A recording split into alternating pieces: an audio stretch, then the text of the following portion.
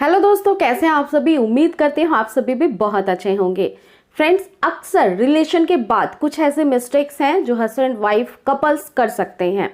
Relationship यानी physical relation maintain करने में आपको काफ़ी ज़्यादा उत्सुकता होती है। उस समय आपका ब्लड का सर्कुलेशन बहुत तेज होता है, हार्ट बीट भी काफ़ी ज़्यादा तेज होती है, हैप्पीनेस काफ़ी ज़्यादा फील होती है और आप काफ़ी ज़्यादा एक्साइटेड होते हैं।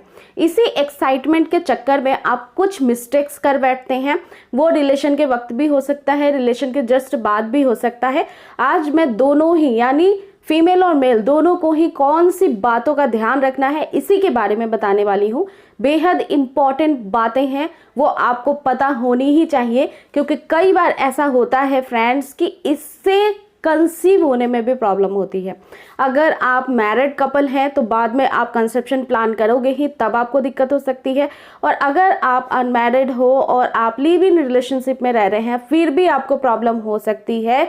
इन द सेंस फ्यूचर में जाकर के ये प्रॉब्लम क्रिएट कर सकती है। इसीलिए आपको फिजिकल होने से पहले इन बातों का भी ध्यान होना चाहिए, जो कि काफ़ी इंपॉर्टेंट है। देखिए फ्रेंड्स, हर वक्त जब आप रिलेशनशिप बनाते हैं तो जस्ट रिलेशनशिप बनाने के बाद जो मेल्स होते हैं वो सो जाते हैं, कई बार फीमेल्स भी सो जाती हैं, लेकिन कई सारी फीमेल्स को जो है काफ़ी ज़्यादा प्रॉब्लम ये आती है कि उनको या तो इचिंग की प्रॉब्लम होने लगती है, बहुत ज़्यादा अनइजीनेस लगने लगता है।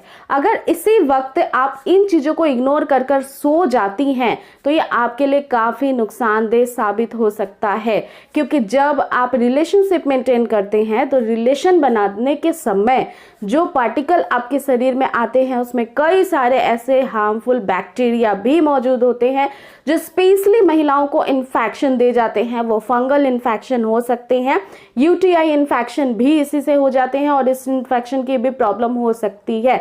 इन द सेंस ये जो इन्फेक्शन है वो पहले तो एक्सटर्नल लेवल पे होता है, बाद में वो इंटरनल लेवल पे चला जाता है, यानी यूट्रस तक भी ये प्रॉब्लम आपको चली जा सकती है, जो कि अगेन इनफर्टिलिटी रेशियो को बढ़ाने में काफ़ी ज़्यादा इंपॉर्टेंट हो जाती है।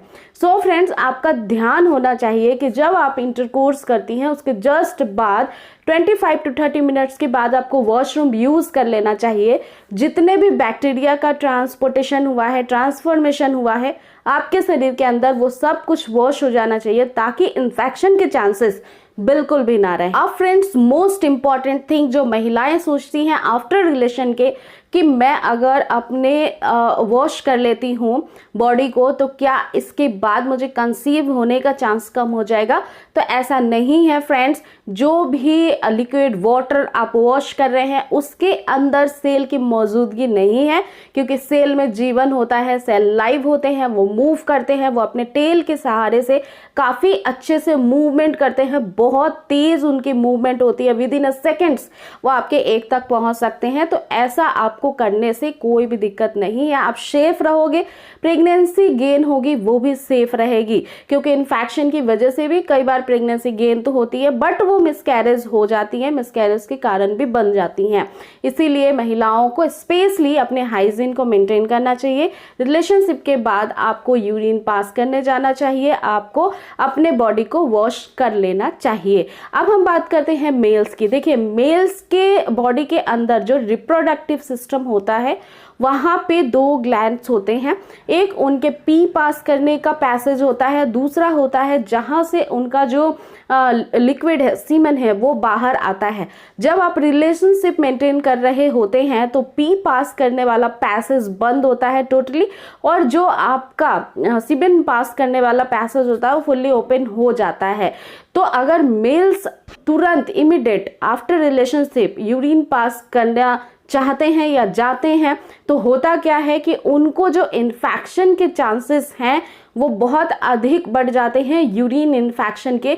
बिकॉज फ्रेंड्स, जब आपके जो पोर्स होते हैं वो ओपन होते हैं, जहाँ से सीमेन पास हुआ है वहाँ पे बहुत सारे बैक्टीरिया भी सीमेन के अंदर होते हैं, और जब आप यूरिन पास करते हैं तो यूरिन वाला पैसेज भी ओपन हो जाता है, जिसकी वजह से जो सीमेन के साथ बैक्टीरिया आए हैं वो उनका ट्रांसफ़र हो सकता है आपकी यूरिन पैसेज के अंदर। इसलिए कहा जाता है कि फ्रेंड्स, आपको यूरिन पास करने तुरंत रिलेशन के बाद नहीं जाना चाहिए। जो पैसेज आपके यूरिन का बंद है उसे बंद ही रहना चाहिए, कुछ देर के लिए, कुछ घंटों के लिए, ताकि जितना भी आपका जो सीमेन है वो बाहर निकल जाए। वो जो वाटर है वो अगर आप अच्छे से धो लेते हैं वॉशरूम जाकर तो और बेटर होगा, और उसके कुछ मिनटों के बाद आपको यूरिन पास करना चाहिए, ये आपके लिए बेस्ट होगा। लेकिन इमीडिएट आपको यूरिन पास करने बिल्कुल भी नहीं जाना चाहिए तब तक जब तक आपने अच्छे से पानी से वॉश भी नहीं करना। अब दोस्तों तीसरी और बहुत महत्वपूर्ण बात यह है कि बहुत बार हम ठंडे पानी का इस्तेमाल कर लेते हैं। देखिए, जब आप रिलेशन बनाते हैं उस समय काफी ज्यादा आपके शरीर का टेम्परेचर बढ़ा हुआ होता है, आपका हार्ट बीट बढ़ जाता है, ब्लड का सर्कुलेशन बढ़ जाता है, जिसकी वजह से बॉडी में काफी हीट पैदा हो जाती है। अगर उसके बाद आप ठंडे पानी का इस्तेमाल करते हैं तो इमीडिएटली आपको कोई फर्क नहीं पड़ता है, लेकिन जैसे जैसे आपका एज बढ़ता जाता है आपको कुछ चीज़ों को फेस करना पड़ सकता है।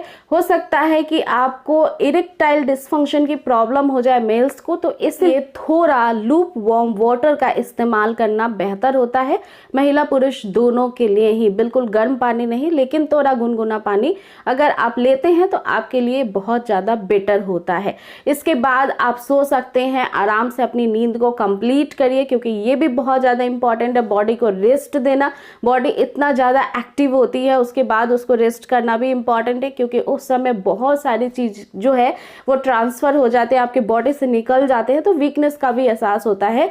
तो आई रियली होप कि अगर आप सेफ रिलेशनशिप बनाए रखोगे तो सेफ कंसेंटमेंट होने में भी आपको आसानी हो जाएगी, और दिक्कत बाय द वे जो इन द फ्यूचर होने वाली है वो नहीं फेस करनी पड़ेगी।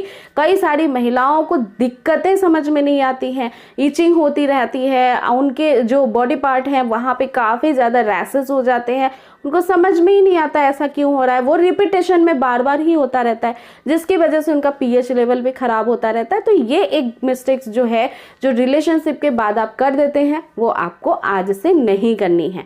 अगर फिर भी आपकी कोई भी क्वेरी है तो आप नीचे कमेंट सेक्शन में लिख सकते हैं, मुझे फेसबुक और इंस्टाग्राम पेज पे फॉलो कर सकते हैं, और फ्रेंड्स चैनल को जरूर सब्सक्राइब कर लीजिए। मिलती हूँ नेक्स्ट वीडियो में एक नए टॉपिक के साथ। आप अपना पूरा ध्यान रखिए। टेक केयर दोस्तों, थैंक्स फॉर वॉचिंग।